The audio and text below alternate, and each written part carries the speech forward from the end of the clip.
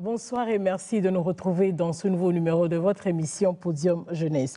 Ma mère m'oblige à coucher avec elle. C'est en ces termes que nous résumons le cri d'alarme de ce jeune homme de 20 ans que nous préférons nommer ici Jean pour protéger son identité. Selon ses propos, tout a commencé il y a 5 ans. Quelques mois après le décès de son père, le comportement de sa mère envers lui changea et l'habitude d'entretenir des relations sexuelles s'est installée entre eux. Aujourd'hui, il en est épuisé et n'arrive pas à s'en sortir. L'inceste maternel fait partie des faits que notre société peine encore à admettre parce qu'ils sont rares, mais restent réels. Les abus commis par des mères sur le fils ont été longtemps niés ou minimisés dans notre société. Un phénomène pourtant loin d'être inconnu au grand public. Tant les enfers sur ce sujet se succèdent au fil des années et continuent de faire couler beaucoup de larmes. Cet après-midi, nous avons décidé à Podium Jeunesse de briser le mur qui existe autour de ce phénomène aussi vieux que le monde. Mais tout de suite, allons à la découverte de nos invités avec Kekeli Feda. À tout de suite.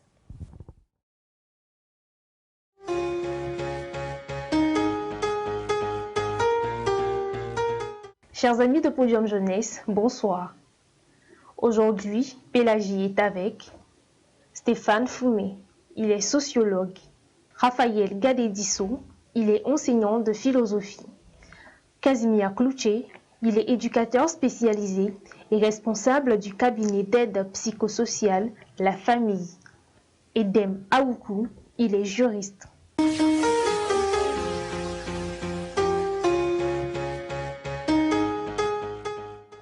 Vous suivez Podium Jeunesse, le rendez-vous hebdomadaire avec les jeunes.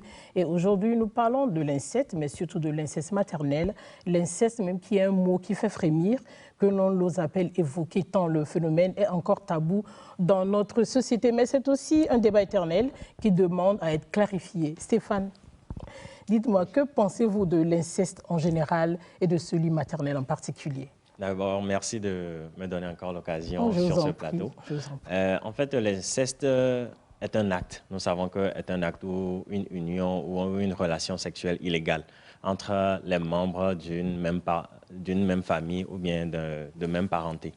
Donc, l'inceste maternel dans notre société déjà est considéré comme quelque chose d'interdit et en griffe, comme une malédiction. Et donc, selon les études en Europe, il y a déjà les statistiques qui le montrent que 1 sur 10 de Français ont déjà connu ce phénomène-là ou bien en sont victimes. Et il y a une autre étude en Afrique, précisément au Cameroun, qui a déjà montré que sur 78 personnes qui étaient victimes de violences sexuelles, il y avait déjà 38 qui étaient victimes de l'inceste maternel. Donc ça veut dire que le phénomène existe. Et donc dans notre société, principalement au Togo, je pourrais dire que les gens pourront continuer par étouffer le phénomène. C'est un fait social parce que ça s'impose à la société. Si on pourrait, on allait même lapider ou voir trouver un moyen pour éradiquer ce phénomène-là. Mais on n'a pas vraiment cette opportunité de vraiment l'éradiquer complètement. Donc je veux juste dire que la société le considère comme un acte illégal qui va vers même une malédiction. Et en tant que sociologue, en tant que point de vue sociologique, je pourrais dire que c'est un fait social qui pourrait être traité si on ne le considère pas comme un tabou, si on lève le voile sur ce fait pour qu'on puisse en parler et aider ceux qui sont vraiment les victimes de ce fait-là. Merci beaucoup. Edem. Merci encore une fois pour la parole et pour l'invitation qui me permet aussi de pouvoir donner mon point de vue sur la question. D'abord, je vais partir sur le plan général pour dire l'inceste, au-delà d'être une prohibition morale, est un acte illégal condamné par les lois de la République, tant au Togo qu'à l'international. Pour pouvoir comprendre au fond la notion d'inceste, puisque cet acte est considéré comme une infraction et est classé dans la catégorie des crimes. Donc, pour pouvoir qualifier un crime, il faut partir des éléments constitutifs. Et ce sont ces éléments-là qui sont importants, qu'il faut relever. Pour parler d'inceste, il y a le lien de parenté, que ce soit en ligne directe ou en ligne collatérale. Donc on parle d'inceste de parenté en ligne directe lorsque les descendants proviennent l'un de l'autre. C'est-à-dire qu'un grand-parent, un parent, un petit-fils, ainsi de suite. Et l'on parle de parenté en ligne collatérale lorsque nous avons un auteur commun. Donc la loi au Togo, quand on prend par exemple la loi relative à la famille, le Code togolais des personnes de la famille, notamment les articles 54 à 55, il est dit que le mariage est interdit entre parentés jusqu'au 4e degré. C'est-à-dire, lorsque deux personnes, un homme et une femme, sont en relation, que ce soit une relation amoureuse ou ils vont jusqu'à une relation sexuelle et que leur lien de parenté est en deçà du 4e degré, on parlera là de l'inceste. Mais quand on va au-delà du 4e degré, il n'y a plus de qualification d'acte incestueux. Et ça, c'est en fonction de notre législation au Togo. Quand on va ailleurs, le degré est un peu plus bas. Quand on prend par exemple la France, il est permis entre cousins d'être en relation. C'est-à-dire là, c'est le 3e degré de parenté. Donc l'inceste varie d'une législation à une autre. Je crois que nous allons plus nous intéresser à ce qui se passe sous nos cieux ici. Raphaël. Oui, merci madame. Je pense que quand on parle de l'inceste, et surtout l'inceste maternel, je pense que c'est un phénomène aussi vieux que le monde. Si on remonte un tout petit peu dans la mythologie grecque, ça s'est passé entre Oedipe et sa maman. On y reviendra sérieusement pour pouvoir comprendre les causes de cet acte. Donc, c'est un fait. À partir du moment où on parle de l'inceste, c'est que c'est interdit. Maintenant, c'est une relation sexuelle interdite. Interdit entre des frères, entre des sœurs et surtout entre des gens d'une même famille en réalité. Maintenant, l'inceste maternel, c'est lorsque cette relation sexuelle se passe entre garçon et sa mère. Donc, je pense que c'est interdit. Jusqu'à l'heure où nous parlons, surtout lorsqu'on le dit ici au Togo, c'est comme si c'est un mythe pour beaucoup, parce que ça se passe, mais c'est tellement minime que des gens n'y croient pas.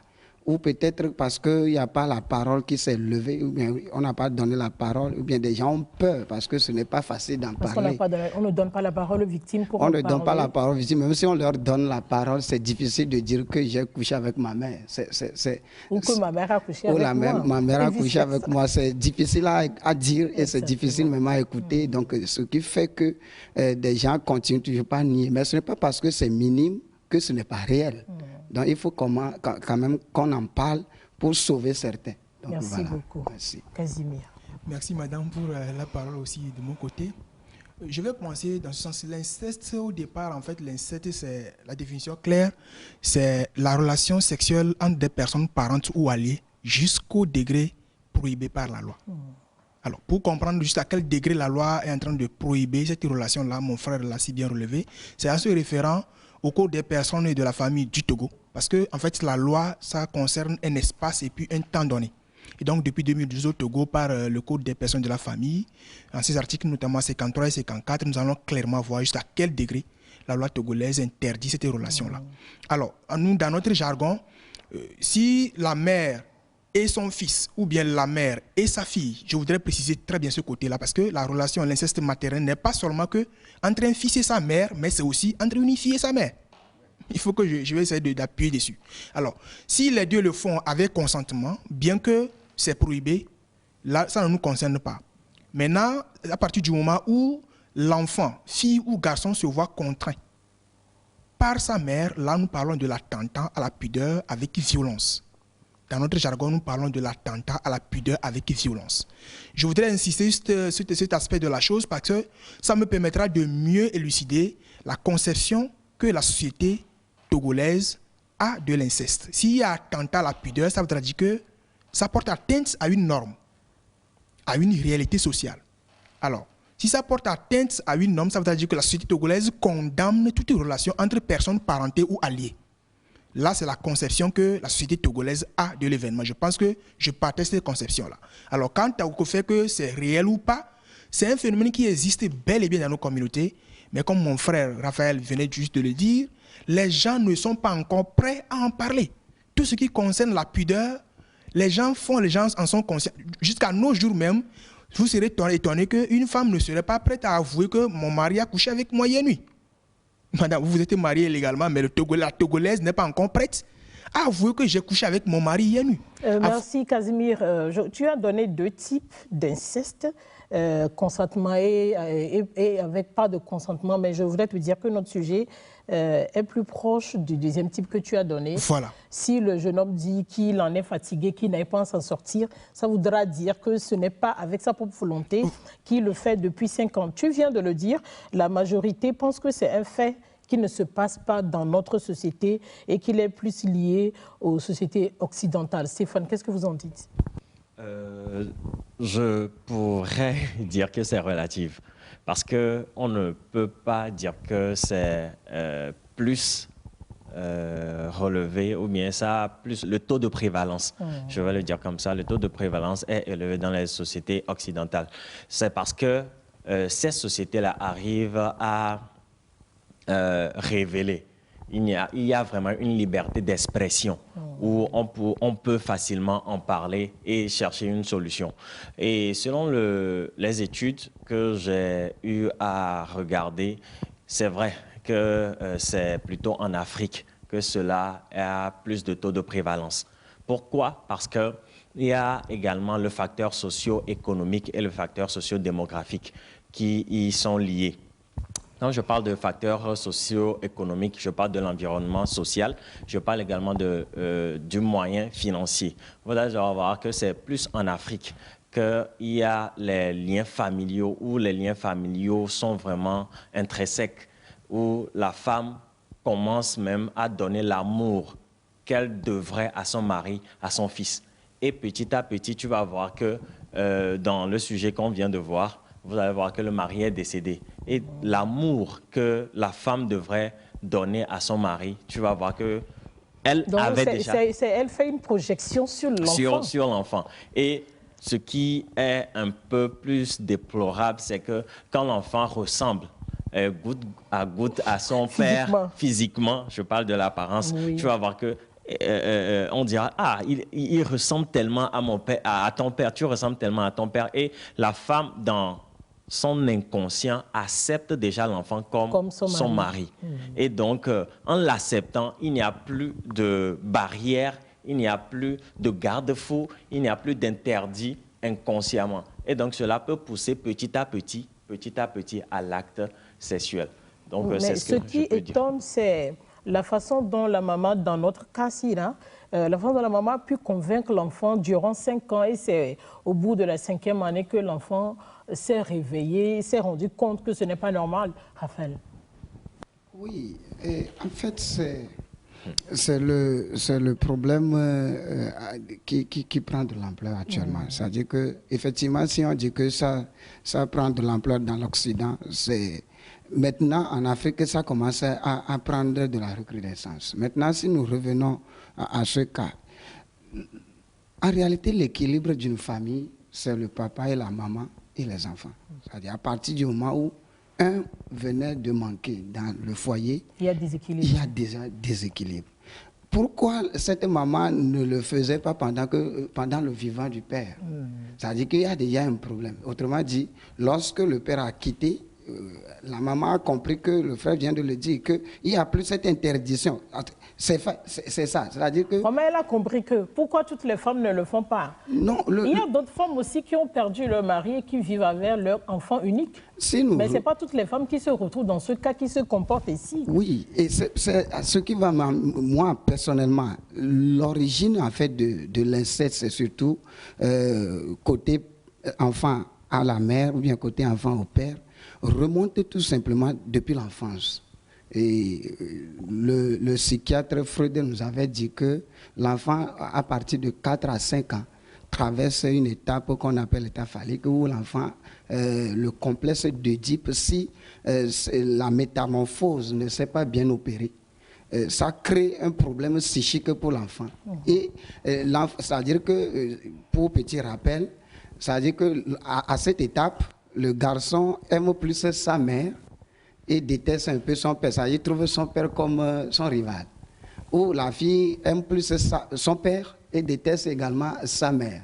Maintenant, ce qui les empêche, ce qui empêche surtout l'enfant à passer à l'acte, c'est l'autorité du père. C'est-à-dire que c'est l'autorité des deux parents. C'est pour cela que nous devons comprendre sérieusement que ce n'est pas rien si nous débattons sur ce thème. C'est pour corriger certaines choses. C'est-à-dire que dans le temps, ce qu'on appelait divorce, c'est-à-dire les parents savaient très bien qu'il y aura un problème. Nos mamans souffraient, mais elles n'ont jamais accepté de quitter le foyer. Parce qu'il y a des problèmes qui peuvent engendrer plus tard. Est-ce que vous voyez? Donc, autrement dit, lorsque ça se passe comme ça, imaginons tout simplement que le père n'était pas au foyer. C'est-à-dire c'est une famille monoparentale. Donc, à ce moment, le côté autorité qui empêche l'enfant de passer à l'acte n'existe plus. Autrement dit, la maman, lorsque l'enfant s'attache, la maman voit la nudité de l'enfant, l'enfant aussi voit la nudité de la maman.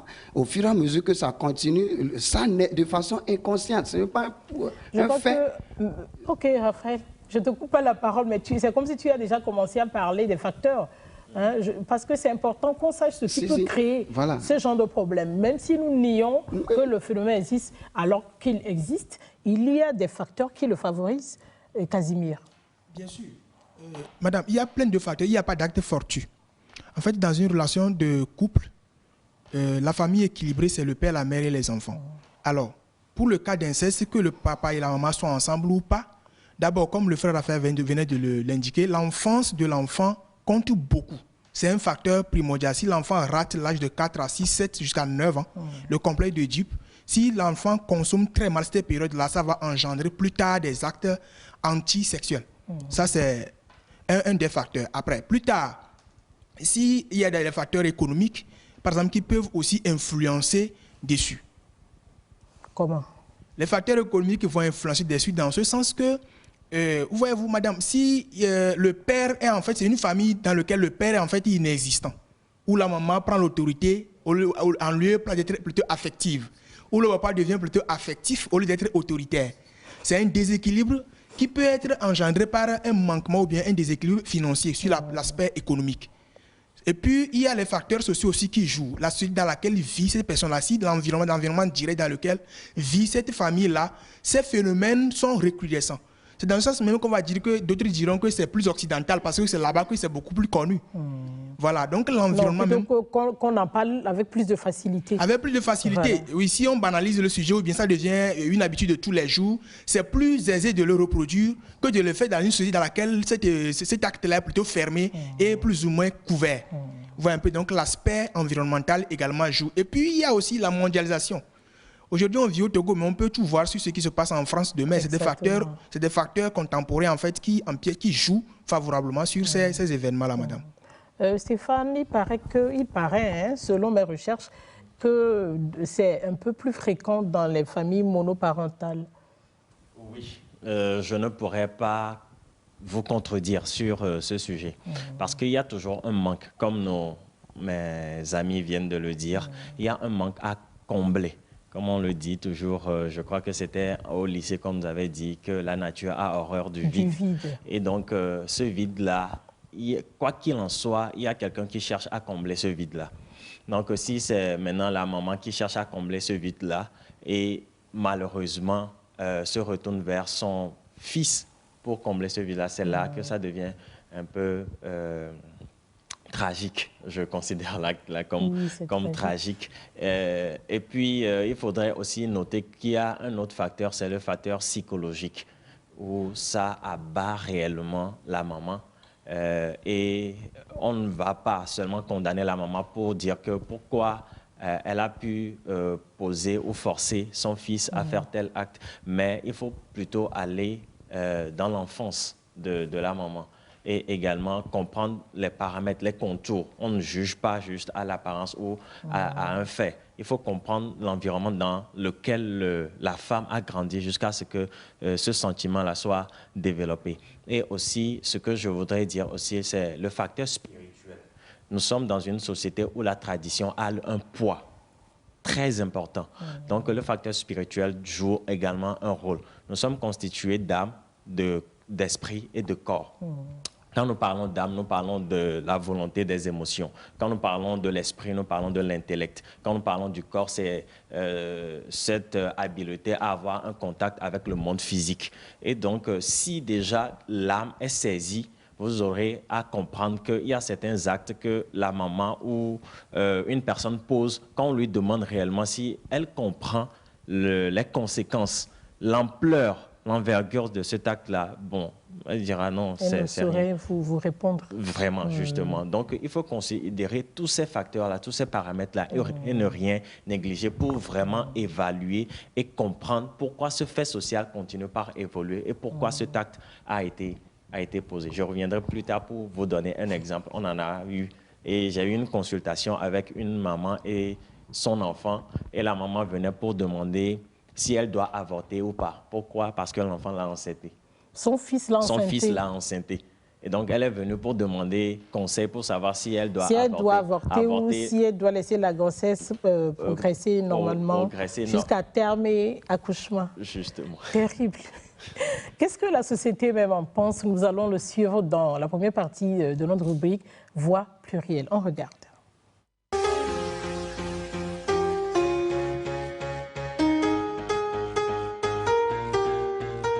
L'inceste, c'est quand les membres d'une même famille ont des relations amoureuses et sexuelles ensemble.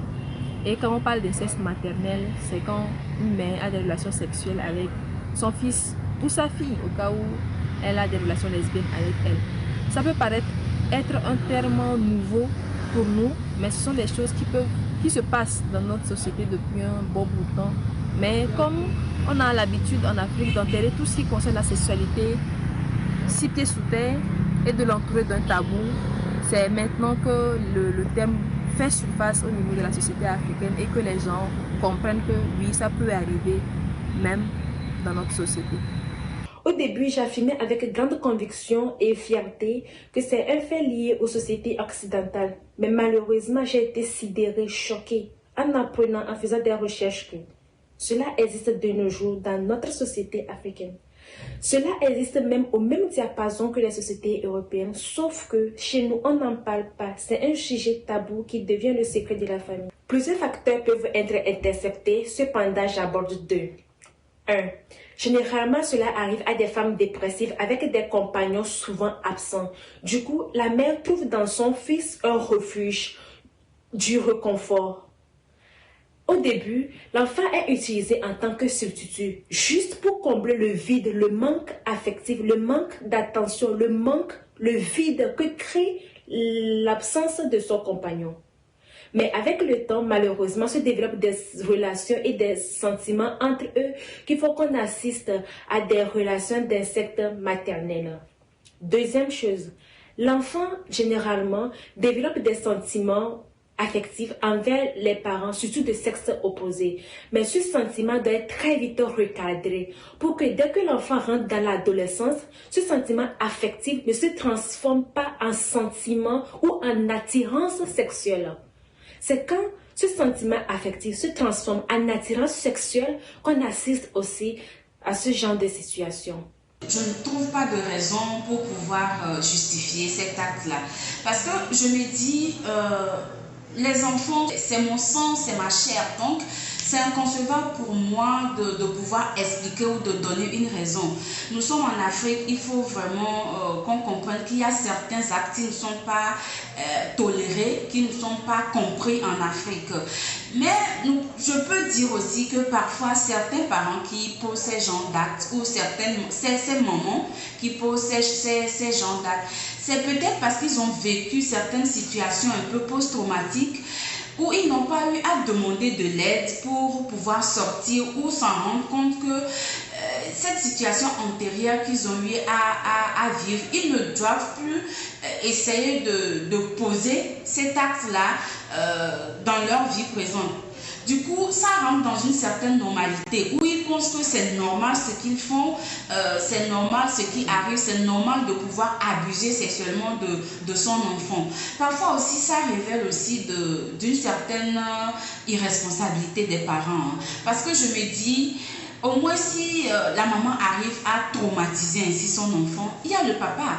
Le papa, s'il est vraiment bienveillant, il peut remarquer à un niveau qu'il y a quelque chose qui cloche. Ou soit il n'a pas envie de voir, peut-être qu'il n'a pas envie de le savoir. Mais de façon générale, personnellement, je ne trouve pas de raison pour pouvoir justifier cet acte d'inceste maternel sur les enfants ou les jeunes adolescents.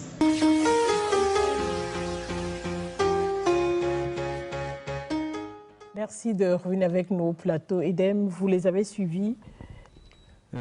J'ai été particulièrement d'accord ou suis du même avis avec la deuxième intervenante qui disait croire que cet acte odieux se passait beaucoup plus chez les Occidentaux, chez les pays riches, et qu'elle a été sidérée lorsqu'elle a appris que... En fait, elle vit en France, c'est des images que nous avons, des vidéos que nous avons eues par WhatsApp, vidéo WhatsApp. Voilà. Voilà. J'ai eu également la même réaction lorsque j'ai eu à traiter un cas pareil, lorsque je travaillais pour...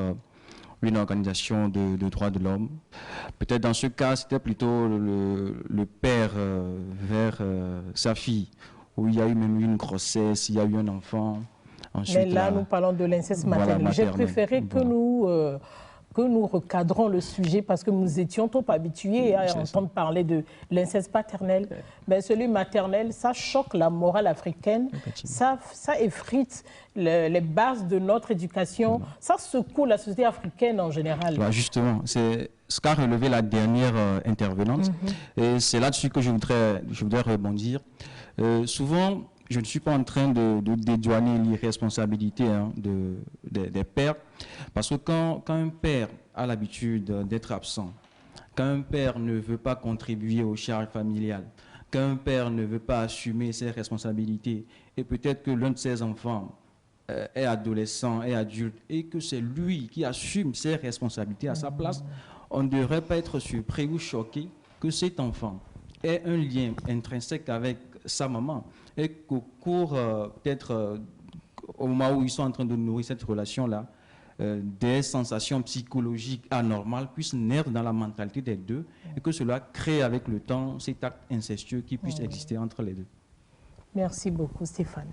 Oui, ce que je voudrais rajouter, c'est que dans les facteurs qui pourraient favoriser l'inceste, je pourrais parler également du facteur culturel. En Afrique centrale, l'inceste entre frères fraternels est permis. Et donc, il y a également la culture qui joue un grand rôle. Où, quand notre culture ou notre tradition donne, comment on appelle, des conséquences qui doivent en découler de cet acte-là, qui, notre tradition fait toujours, comment on appelle, le mot m'échappe, mais c'est-à-dire que met en exergue les conséquences qui en découlent. Vous allez voir que nous, les Africains, nous sommes plus attachés à notre tradition, à notre culture. Et donc cela peut également mettre un frein à cet acte incestueux. C'est ce que je voudrais aussi dire. Oui, Casimir. Merci, madame. J'ai beaucoup apprécié les intervenantes sur les vidéos trottoirs. Surtout la dernière personne, elle a relevé un point très capital. C'est celui qui parlait du fait qu'il se peut que les mamans aient subi des phénomènes qui ont retouché ou bien qui ont... De pareils phénomènes. Pas forcément de pareils. Ça peut être un incident très, très différent, mais qui est décliqué quelque chose qui pourrait engendrer cela plus tard. Pour revenir à ma définition de départ, je voudrais signifier que l'inceste, qu'on le dise ou non, ça demeure une maladie. C'est un mal psychologique en fait. C'est une déviance. C'est une déviance en fait. Une déviance, c'est une délinquance même, vu que la loi même l'interdit. Ça va jusqu'à la délinquance. C'est une pratique sexuelle antisociale. Alors, pour dire qu'il se peut que la maman, même dans son processus de développement, elle ait eu peut-être une immaturité psychologique, elle a eu peut-être un blocage quelque part qui peut être décliqué. Peut-être ça n'a pas fait surface au départ, mais par après le décès ou bien l'absence du partenaire, ou bien une violence peut-être morale exercée sur elle par quelqu'un dans la société peut décliquer cela.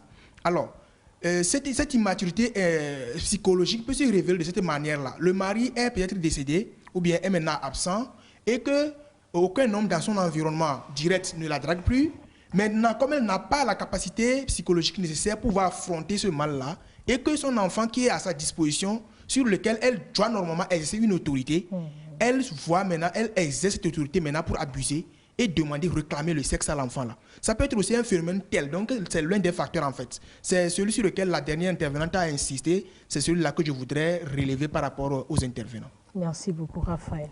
Oui, et ce qui m'a également touché justement pour les intervenantes et surtout la dernière, il n'y a pas, on ne peut pas justifier ça. Quoi qu'il en soit. En fait, son propos veut dire qu'elle n'accepte pas. Oui. Qu'elle ne tolère pas, en fait. Oui, ça dit que c'est clair, quoi. Il n'y a pas de raison normale pour justifier l'inceste maternel. Parce que de toutes les façons, nous sommes dans une société hautement morale où ce qui est moral compte énormément. Et ce que je vous dis, il y a certains qui ont du mal même à nous écouter actuellement. Ça dit, ce sont des choses que nous disons, ça frise la morale. Ça, je sais parce que j'ai été violemment critiquée sur certains réseaux sociaux au cours de la semaine, puisque je fais des publications autour des thèmes avant le samedi. Un monsieur d'un certain âge, il a plus de 60 ans, c'est un Africain qui vit en Occident, et il a dit qu'il n'est pas du tout d'accord avec le thème que j'ai choisi, parce que ça n'existe pas chez nous, que c'est dans les sociétés équilibrées qu'on voit ces genres de choses, que chez nous en Afrique, tout est structuré, et il y a de l'ordre, ce n'est pas permis. C'est un déni, en fait. Il le nie, ou bien dans son inconscient, il veut se dire que ça n'existe pas, alors que ça existe. Maintenant, je voudrais que nous parlions des conséquences sur tous les jeunes, puisque cette émission, c'est vrai, c'est adressé aux parents, mais surtout aux jeunes. Quelles conséquences l'inceste maternel peut-il avoir sur l'adolescent ou le jeune, Stéphane? D'accord. Par rapport aux conséquences, je ne vais pas marcher mes mots, il y a la mort. Et ensuite, après, on pourrait également citer il y a la mort de quelle façon? Sur tous les angles. Il y a la mort physique. Toute personne qui s'adonne à cette pratique est en train de mourir à petit feu. Il y a la mort financière où tes activités, tu vas voir que tu commenceras à avoir des complications. Il y a les affaires qui vont commencer à aller de mal en pis. Il y a la mort sur la mort psychologique et plutôt spirituelle également. Et donc, il y a également le retard psychologique. Quand on parle de jeunes, on parle de vigueur, on parle d'un avenir. C'est-à-dire que c'est maintenant que nous sommes à fleur d'âge et nous sommes appelés à construire notre avenir. Autrement dit, quand tu t'adonnes à ces pratiques-là et que tu refuses d'être aidé, il faudrait juste que tu comprennes que tu es en train de te pousser en arrière. Tu recules. Par rapport également aux conséquences, nous pourrons dire aussi que tu es devenu la risée de la société et également tu entraînes la honte sur ta famille, sur votre famille. Quand vous parlez de la risée, dans la plupart des cas, les gens ne sont pas au courant du problème en fait. Peut-être pour les cas que les gens connaissent, là, ils seront la risée. Mais il y a des gens qui vivent des complexes du fait qu'ils vivent ça, mais personne n'est au courant, à part celui avec qui ils le font. Comme le cas de Jean, notre ami Jean, par exemple. Ami Jean, par exemple. D'accord. Si nous admettons cela, alors on pourrait dire que les conséquences qui en découlent, c'est qu'arrivé à un moment, puisque la société l'interdit, la victime ne pourrait plus vraiment supporter. Et cela pourrait entraîner des troubles psychologiques, voire entraîner la folie, le suicide, comme on l'a dit. Donc, il y a pas mal, une panoplie, une prochaine de conséquences en fait, qu'on ne peut pas citer. Juste comprenez que toute personne qui s'adonne à ces pratiques est en train de vouloir entraîner sa mort. Edem, vous êtes juriste. C'est vrai que vous aviez commencé à parler de ce que le code pénal togolais dit, mais quelle est la sanction? Est-ce que le code pénal togolais sanctionne l'inceste, surtout maternel? D'accord. Il faut dire que le code pénal togolais ne distingue pas l'inceste maternel, de l'inceste paternel. L'inceste et l'inceste. Toutes ces catégories-là ne sont considérées comme inceste aux yeux du Code pénal togolais. Quand on prend l'article 223 du Code togolais des personnes, du Code togolais pénal, il est dit là que toute personne coupable d'actes incestueux est condamnée de 5 à 20 ans de réclusion criminelle et d'une amende de 5 à 20 millions. Et maintenant, toute personne qui a entendu parler ou qui a été témoin d'un acte incestueux et pourtant garde le silence sera également condamnée d'1 à 3 ans de prison et d'une amende de 1 à 5 millions. Alors, c'est pour dire que quand on est informé ou quand on a connaissance d'une infraction, notamment d'un cas d'inceste dans le quartier ou dans son entourage, il est important d'alerter les autorités compétentes. Puisque quand on est informé d'une infraction et qu'on se tait, on est coupable d'une faute d'omission. Et justement, cet article-là condamne les personnes qui ne contactent pas les autorités dans les cas d'inceste, par exemple. Donc, supposons que ça se passe dans la maison de mon voisin, je dois en parler. Effectivement, c'est vrai que le plus difficile dans ce genre de situation, des fois on se dit, ça ne me regarde pas, ce n'est pas mon problème. Oui, c'est de pouvoir apporter la preuve que nous avons commis une faute d'omission. Mais dans les investigations, il se pourrait qu'on trouve des éléments qui puissent nous accuser. Parce qu'on ne peut pas être voisin ou colocataire d'une personne et dire que nous ne connaissons pas, nous ne savons pas qu'il y a eu des actes. Surtout que si entre les deux personnes, peut-être le père et sa fille ou le fils et sa maman, l'acte a été obligé, c'est-à-dire que la maman a obligé son fils et que celui-ci n'a pas été d'accord. Il y a peut-être des étirements, des bagarres entre eux. Nous avons l'obligation, cette obligation-là que nous fait la loi pénale, de pouvoir alerter les autorités, sans quoi nous serons également poursuivis par la justice. Comme si on était complice. Effectivement. Voilà. Raphaël, conséquences. Oui, au-delà des conséquences que dit le juriste, je pense que surtout pour le garçon, vous savez, ce qu'on appelle l'éducation, la plupart, ce sont nos parents qui nous les donnent. Et c'est pour cela qu'on dit même que l'enfant est le père de l'homme. Autrement dit, si l'éducation que l'enfant a reçue n'est pas équilibrée, l'enfant ne sera pas équilibré. De plus, c'est la maman maintenant qui agit par force sur son propre fils pour commettre cet acte incestueux. L'enfant est déséquilibré. Et vous allez voir que l'enfant, là, sa vie est gâchée et foutue de cette façon-là. C'est-à-dire qu'il va être très difficile pour l'enfant parce que le surmoi, c'est-à-dire le côté moral de l'homme, de l'enfant est touché. Puisque c'est ça, les parents pour nous. Ils représentent surtout l'interdit, le permis et tout ça. Donc, l'enfant ne va plus distinguer en réalité. Et ça, c'est un sérieux problème pour l'enfant dans l'avenir. Au-delà de ça, la maman même, bon, on n'avait pas évoqué également ce cas. Il se pourrait que dans des sectes, il faut également aussi explorer dans des sectes, on peut leur demander comme rançon de coucher avec son fils pour pouvoir s'enrichir. C'est vrai qu'une personne âgée m'en a parlé au cours de la semaine. Ça peut être également le prix à payer pour sa richesse, donc pour sa fortune. Donc, vous voyez que les conséquences seront très, très, très énormes, et pour l'enfant et pour la maman. C'est terrible. Si, madame, par rapport aux conséquences sur l'enfant victime, d'abord, madame, sur le plan physique, vous allez voir que, supposons que le papa était mort d'une maladie sexuellement transmissible.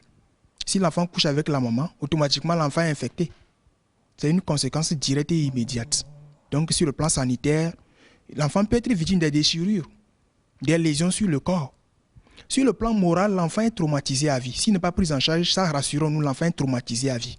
Il est devenu un déséquilibré social. Il ne fera que des désordres. L'enfant ne distinguera plus le permis de l'interdit. C'est la maman qui est devenue désormais l'unique parent qui devra normalement inculquer, qui devra normalement faire passer les normes sociales vers l'enfant, qui devra normalement passer les normes sociales de l'enfant, d'elle-même vers l'enfant. Si c'est elle-même qui fait maintenant l'antisocial, l'enfant ne fera que les choses antisociales dans la société. Alors, par rapport au traumatisme, ces enfants-là, généralement, peuvent les manifester par exemple, le tabagisme. L'enfant va faire preuve d'un retrait social. De sorte que l'enfant est très calme dans un coin désormais, ou bien il évite la société, parce qu'il ne sait pas comment sortir, il ne sait même pas comment dire, il sera un muet total qui pourra probablement se réfugier dans les produits psychoactifs. La prise de drogue qui augmente dans nos sociétés actuellement. Le tabagisme, notamment l'alcoolisme qui prend de l'ampleur. Donc l'enfant là aussi peut développer une image de haine vers l'autre sexe. Désormais, toutes les mamans sont des violeuses. Oui. C'est un phénomène, surtout si l'enfant est toujours, surtout un adolescent, qui n'a pas encore achevé son processus de développement psychomoteur. Dans notre cas, je crois que cela a commencé lorsque Jean avait 15 ans. Voilà. Puisqu'il a 20 ans actuellement. C'est un adolescent, c'est un pubère. Vous voyez, l'enfant là peut développer, parce qu'il est en train d'acquérir toujours, il est dans son plein processus de développement psychomoteur. Tout ce qu'il reçoit, il les analyse, il les intériorise, ainsi de suite. C'est la machine là, il est en train de graver les événements de la vie. Mais si désormais, une maman, celle qui est la plus proche de lui, est celle qui l'oblige maintenant, même si ce n'est pas avec brutalité. La violence n'est pas que physique. Si ce n'est pas par exemple des chantages, fais ça, sinon tu n'as pas le petit déjeuner demain matin. Faisons, ce n'est rien du tout. Sinon, c'est la violence morale et psychologique. L'enfant qui acquiert tout ça développera peut-être une image mauvaise de la femme. Et cet enfant-là peut probablement devenir, par exemple, un gay par la suite. Mais ce n'est pas interdit. Parce que désormais, c'est la maman qui viole. À quoi c'est bon faire avec les mamans? Les mamans sont méchantes. Tout ce qui est sexe féminin est méchant. Je vois. Merci beaucoup. Voilà. Nous allons laisser nos amis de Voix Plurielle nous parler des conséquences et on revient juste après pour en discuter.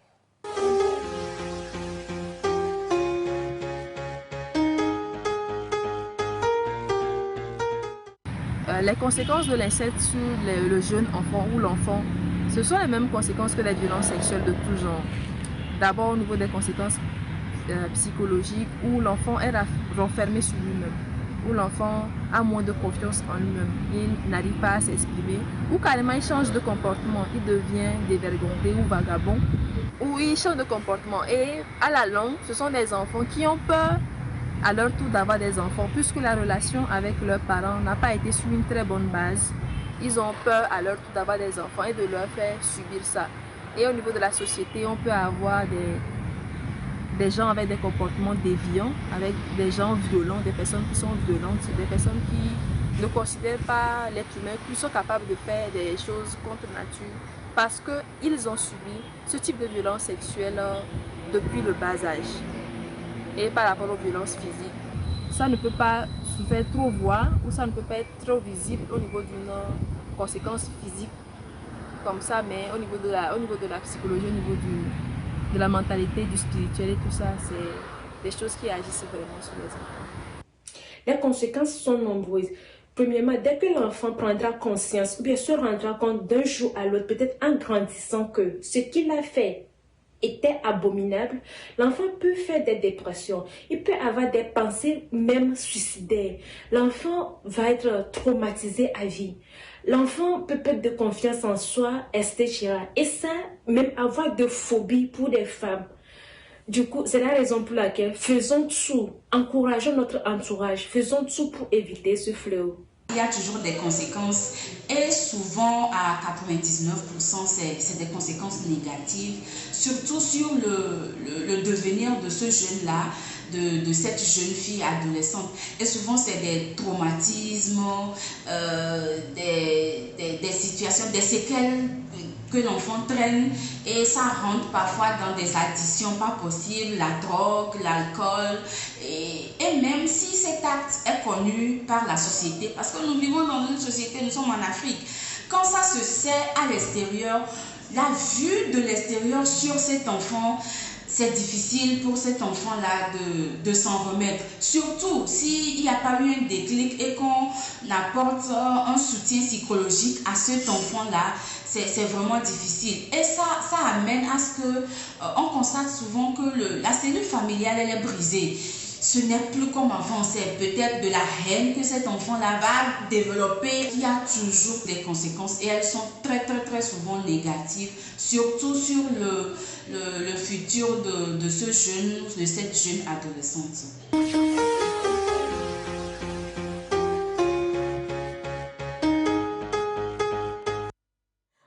Vous vous êtes le responsable d'un cabinet qui apporte de l'aide aux familles. Je ne sais pas si vous avez déjà eu à rencontrer un cas pareil à celui-ci. Merci madame. Oui, je suis le responsable du cabinet La Famille. C'est un cabinet d'éducation spécialisé, la prise en charge psychosociale notamment. Donc des cas de déviance, d'addiction et tout. Nous devons le devoir de silence sur des cas, mais ces cas existent et nous en recevons. C'est ce que je peux dire. Et comment ça se fait? Est-ce que dans certains de ces cas, ce sont les mamans qui viennent ou ce sont les enfants eux-mêmes qui viennent vous révéler la situation qui prévaut à la maison? Très souvent, c'est les voisins. Parce que les enfants qui sont victimes de ces cas sont très silencieux, parce qu'il y a cette phobie, cette peur, cette intimidation qu'ils ont encaissée. Ils sont souvent très calmes et les mamans, c'est la honte. Il est vrai quand même que deux mamans se sont présentées elles-mêmes, parce que c'est arrivé à bout. Il y a la grossesse. Alors, s'il y a la grossesse, ça, c'est pas une chose à cacher. C'est comme le cas que Stéphane a rencontré. Voilà, il y a la grossesse. Alors, s'il y a la grossesse, ce n'est plus à cacher.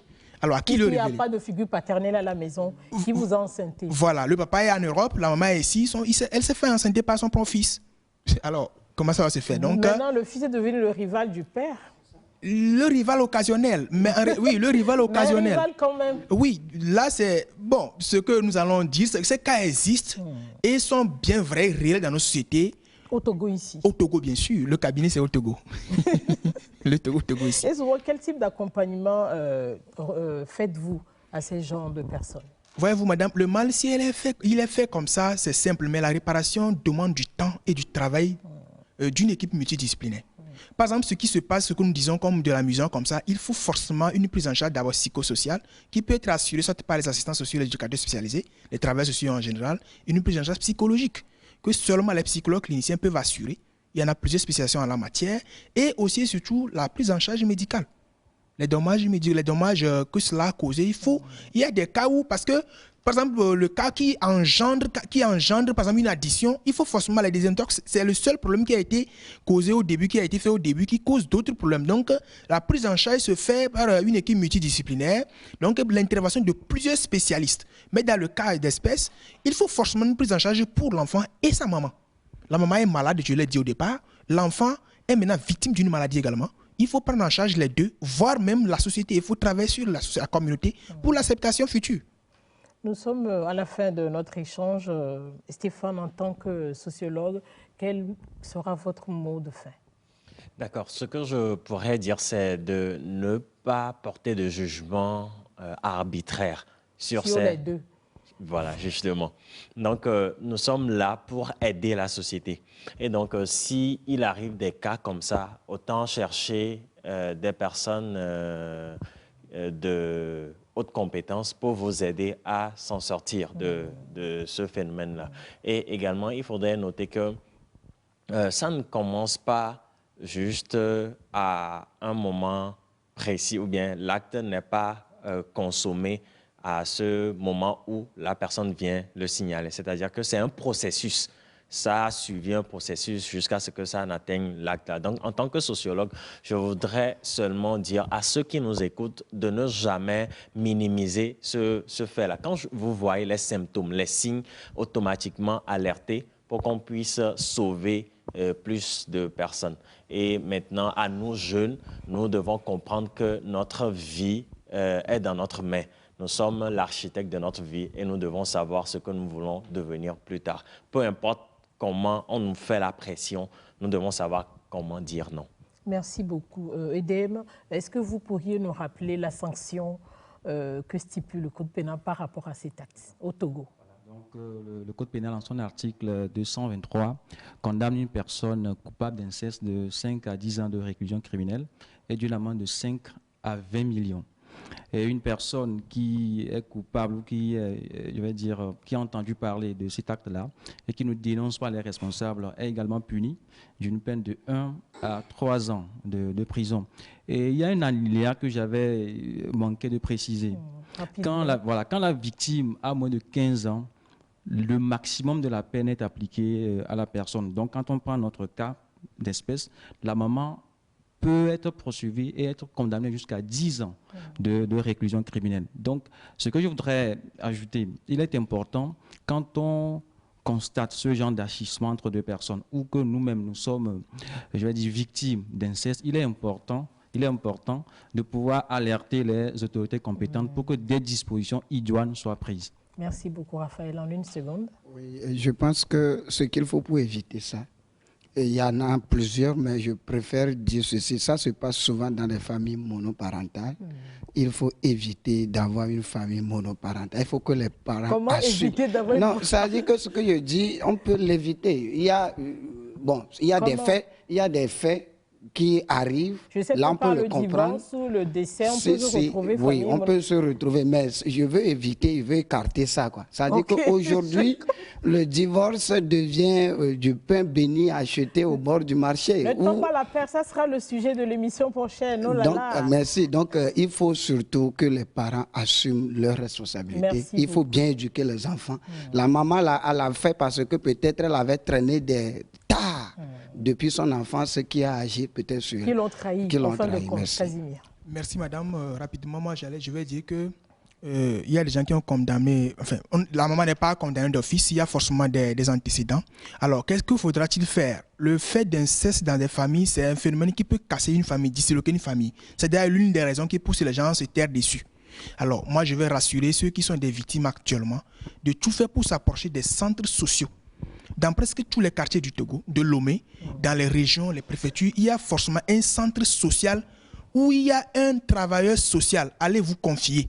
Ne gardez pas, vous tuez. Si vous n'allez pas dans les centres sociaux, venez dans les centres privés où nous autres sommes pour une prise en charge adéquate de manière confidentielle, pour conserver l'intimité familiale, pour une résolution aussi durable qu'il soit.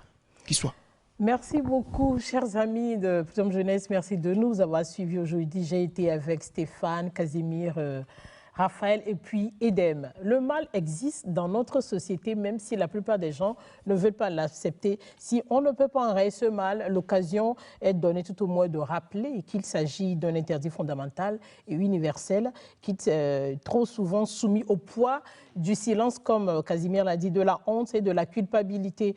On peut en effet espérer que plus le sujet sera exposé, et plus les victimes se hasarderont à sortir du déni pour espérer se reconstruire un jour. Je vous remercie de nous avoir suivis. Dieu voulant, je vous retrouve le samedi prochain à 16h ici.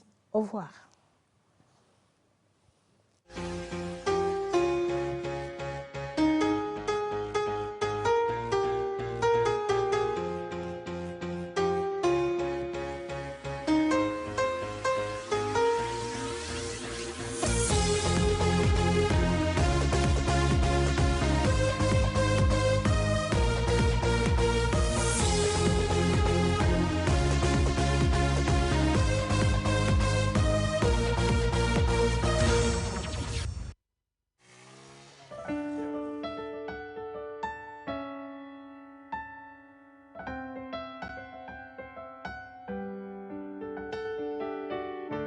Je passe mon temps à t'imaginer un instant de grâce où tu apparais dans mes pensées.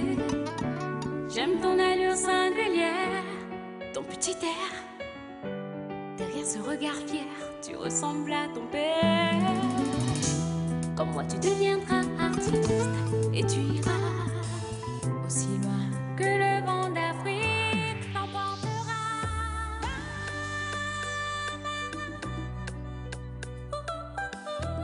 Le monde est meilleur depuis.